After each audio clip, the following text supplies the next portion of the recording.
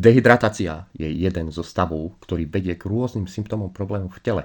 Stačí si to vyskúšať, že jeden deň pijete málo, čo kopa ľudí pije málo každý deň. A druhý deň ráno budete ako zbitý pes, sa hovorí.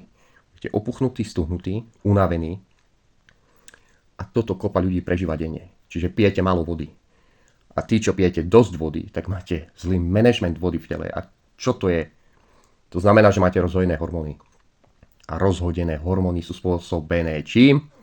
Sú spôsobené vo väčšine prípadov, povedzme 95% prípadov, to je tenké črevo, traviaci trakt, zlé trávenie. Čiže napchávať sa umelou hmotou ďalej, škrobmi, cukrom, málo vody piť, krmiť baktérie, kvasinky a výsledok máte na druhý deň ráno stuhnuté svaly, únava, bolesti kĺbov, zápal. Tak to je. Dehydratácia je veľký problém. A dehydratácia neznamená, že nutne musíte málo vody piť.